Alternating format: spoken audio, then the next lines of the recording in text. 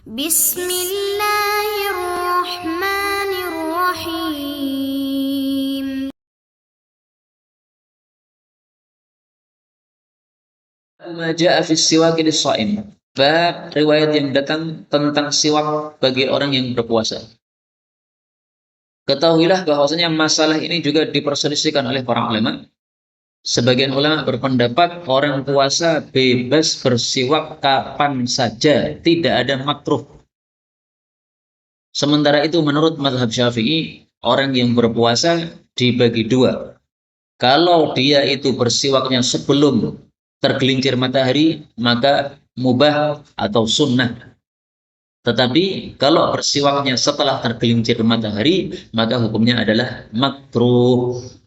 Makruh itu gimana? Boleh tetapi tidak bagus, ya. Makruh, dibenci. Sehingga kalau nekat bersiwak atau gosok gigi, ya tidak batal puasanya, tetapi lebih baiknya dia tidak menggosok gigi kalau sudah tergelincir matahari, yaitu sudah adzan zuhur. Nah, sekarang mari kita lihat dalilnya, mana yang lebih kuat kira-kira. Hadis nomor 37. An Abdullah bin Amr bin Rabi'ah an abihi qala ra'aitu, aku melihat an-nabiyya sallallahu alaihi wasallam ma la uhsi, apa yang aku tidak menghitung. Maksudnya apa? Saking seringnya melihat Nabi yang tidak bisa dihitung, ya tasawwaku, menggosok gigi, wa huwa shaimun, dalam keadaan beliau berpuasa. Maka hadis ini menguatkan pendapat bahwasanya orang puasa boleh menggosok gigi, tidak harus sebelum tergelincir matahari. Meskipun hadis ini memang derajatnya dhaif, tetapi dikuatkan oleh hadis-hadis lain yang umum. Wal amalu ala hadha, dan pengamalan berdasarkan hadis ini inda ahli ilm, menurut para ulama, la yarawna bis siwaki lis-shaim ba'san. Mereka berpendapat tidak apa-apa orang berpuasa menggosok gigi. Illa anna ba'du ahli ilm, hanya saja sebagian ulama, karihu, mereka memakruhkan as-siwaka, bersiwak, lis-shaim, bagi orang puasa, bil ud, dengan kayu, war utab, dan yang masih basah, siwak yang masih basah. Wa karihu lahu siwak, dan mereka juga memakruhkan baginya untuk bersiwak akhiran nahar, di akhir siang. Di akhir siang itu maksudnya setelah tergelincir matahari tadi. Walam yara Syafi'i, Imam Syafi'i berpendapat bisiwaki, bersiwak itu baksan, tidak apa-apa. Lam yara baksan, berpendapat tidak apa-apa. Awalan nahar, baik di awal siang, pagi hari sebelum tergelincir, wala akhirahu, maupun akhir siang setelah tergelincir. Jadi di sini mazhab Syafi'i berbeda dengan Imam Syafi'i. Kalau Imam Syafi'i mengatakan setelah tergelincir matahari menggosok gigi, la ba'sa, tidak apa-apa. Tapi mazhab Syafi'i, yaitu ulama-ulama Syafi'iyah, mereka malah mengatakan apa? Makruh. Nah, maka harus dibedakan. Kadang-kadang pendapat Imam Syafi'i berbeda dengan pendapat mazhab Syafi'i.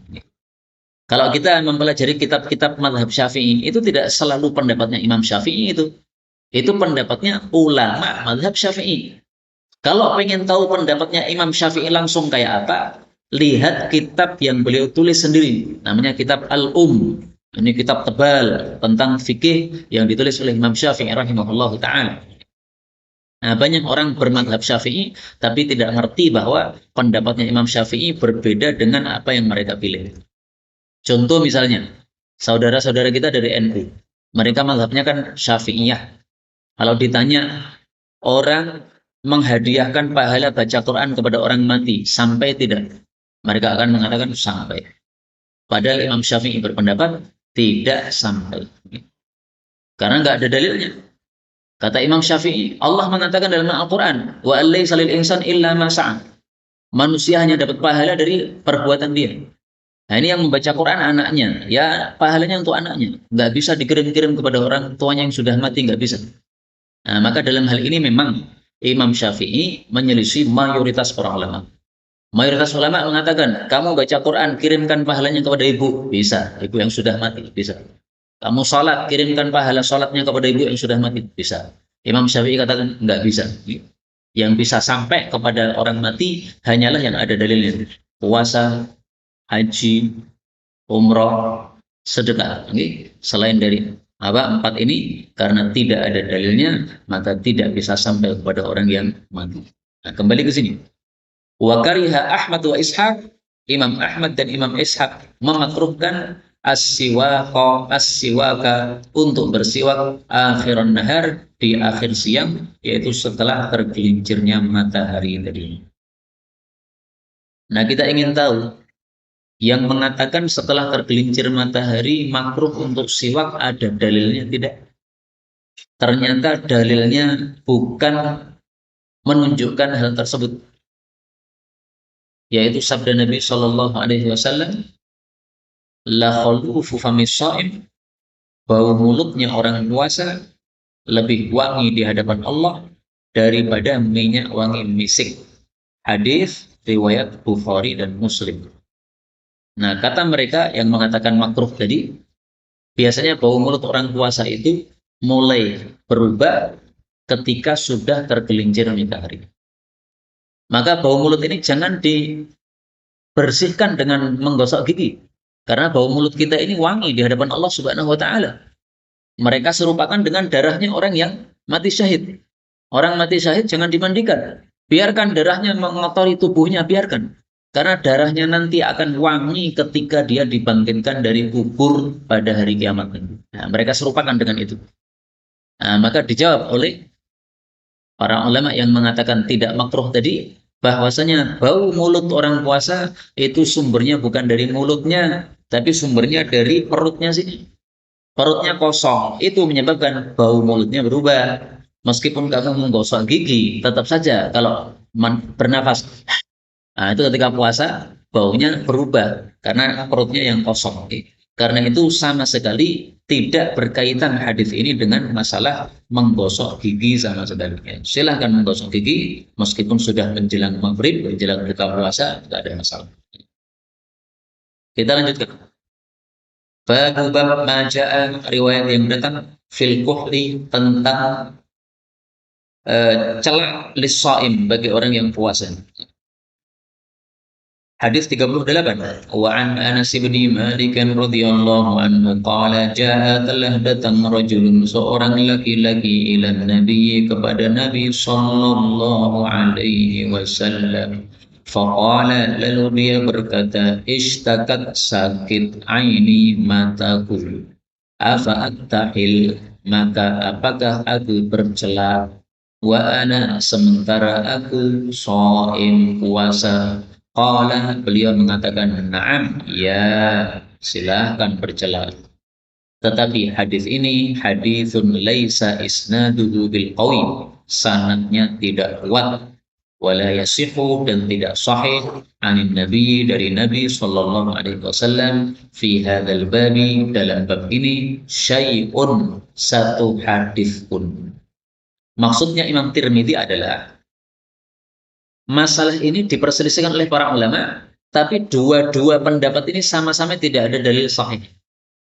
Pendapat yang mengatakan makruh orang puasa pakai celana, nggak ada dalil yang sahih. Pendapat yang mengatakan tidak makruh orang puasa untuk bercela, juga tidak ada dalilnya yang sahih. Karena itu masalah ini khilafiyah.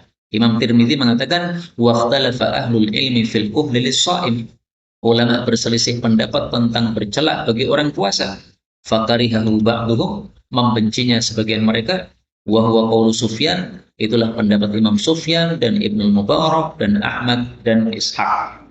Wa rakhasa ba'du ahli ilmi, dan merukhsahkan atau membolehkan sebagian ulama fil kuhli, dalam masalah bercela, lis-shaim, untuk orang yang puasa. Wa huwa qaulu Syafi'i, itulah pendapatnya Imam Syafi'i rahimahullah taala. Kita orang Indonesia rata-rata mazhabnya Syafi'iyah, makanya kita mengatakan orang puasa boleh bercela, tidak makruh dan tidak membatalkan puasa. Sama juga tetes mata, sama. Tetes mata karena sakit, kemudian terasa pahit di tenggorokan, gimana itu? Tidak batal puasa.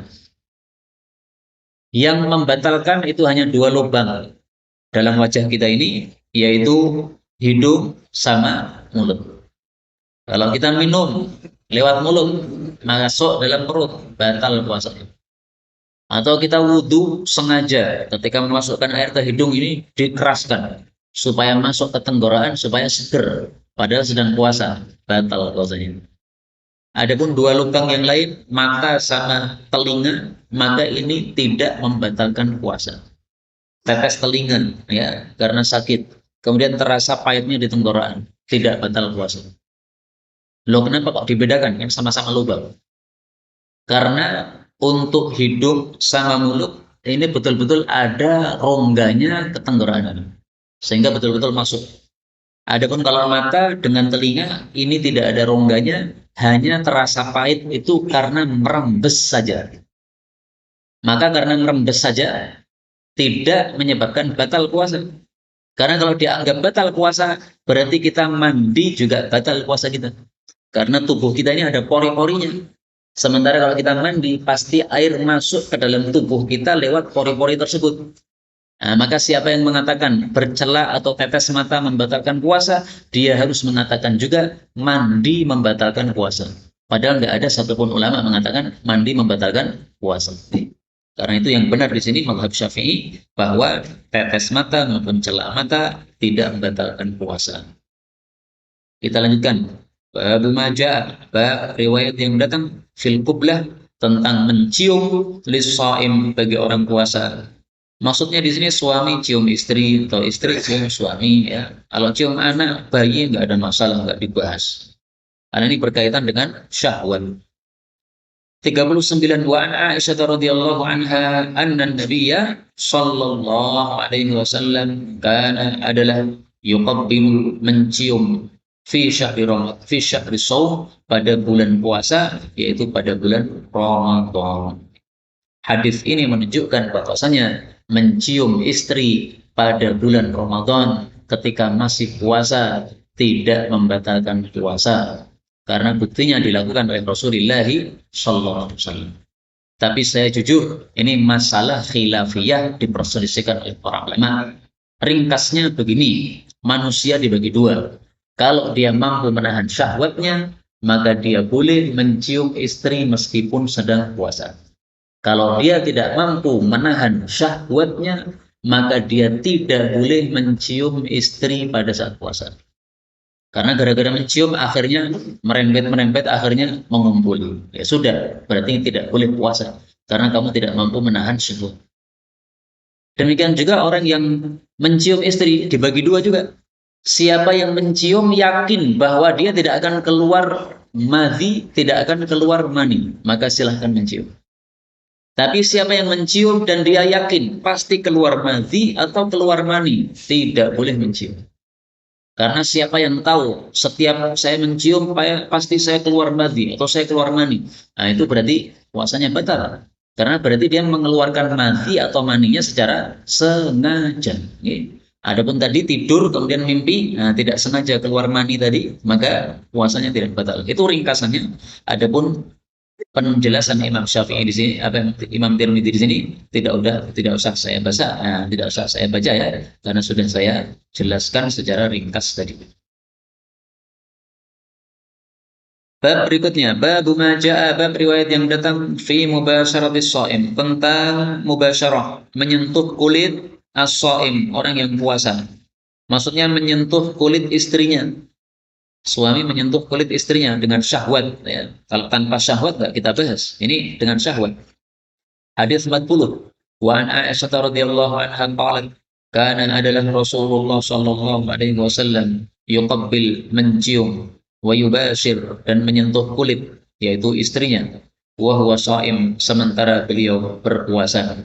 Wa kana, dan adalah beliau amlakakum, orang yang paling menguasai di antara kalian, liirbihi, terhadap syahwatnya. Kata Imam Tirmidzi, wa makna liirbihi, maksud kata-kata irbihi itu adalah linafsihi, untuk nafsunya. Ya, nafsunya ya syahwatnya tadi.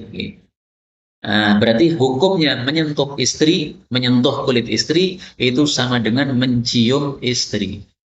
Kalau kamu menyentuh kulit istri, yakin tidak akan keluar madi, tidak akan keluar mani, silahkan. Kalau kamu menyentuh kulit istri, yakin bisa menguasai diri, tidak akan melanjutkan dengan hubungan, maka silahkan, tidak ada masalah.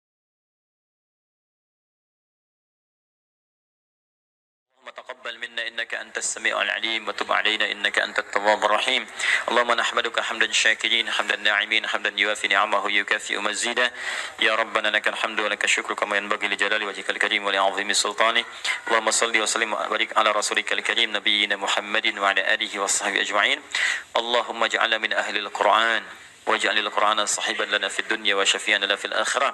Ya Allah, jadikan kami termasuk ahli Al-Qur'an. Jadikan Al-Qur'an sebagai sahabat kami di dunia, syafaat bagi kami di akhirat. Allahumma nawwir ya Allah qulubana binuril Qur'an. Ya Allah, sinari hati kami dengan cahaya Al-Qur'an. Wa nawwir akhlaqana binuril Qur'an. Ya Allah, sinari akhlak kami dengan cahaya Al-Qur'an. Allahumma nawwir hayatana binuril Qur'an, a'ilatana binuril Qur'an, quburana binuril Qur'an. Ya Allah, sinari kehidupan kami dengan cahaya Al-Qur'an. Sinari keluarga kami dengan cahaya Al-Qur'an. Sinari alam kubur kami kelak dengan cahaya Al-Quran. Allahumma ya arhamar rahimin, taqabbal minna jami' amalina salihah. Ya Allah, mohon terima seluruh amal kami, jadikan itu saleh dalam pandangan-Mu ya Rabbal Alamin. Rabbana yassir lana wa la tu'assir alaina. Ya Allah, mudahkan semua urusan kami, jangan berikan kesulitan pada kehidupan kami. La tada'lana fi maqamina hadza dhanban illa ghafartah. Jika ada pendosa hadir di ta'lim ini, jangan biarkan dia meninggalkan tempat ini ya Allah, kecuali Engkau telah ampuni segala dosanya. Wala hamman illa farajtah. Jika ada yang tengah gelisah, jangan biarkan dia meninggalkan majlis ini kecuali Engkau telah tenangkan keadaan hatinya. Allahumma wala maridan illa syafaitah. Jangan ada ya Allah orang sakit di tempat ini kecuali Engkau sembuhkan penyakitnya. Allahumma ya Allah, Allahumma ya Allah, Rabbana atina fid dunya hasanah wa fil akhirati hasanah wa qina adzabannar. Bifadlika subhana rabbika rabbil izzati amma yasifun. والسلام على المرسلين وآخر دعوانا سبحانك اللهم وبحمدك أشهد أن لا إله إلا أنت نستغفرك ونتوب إليك والحمد لله رب العالمين ثم السلام عليكم ورحمة الله وبركاته.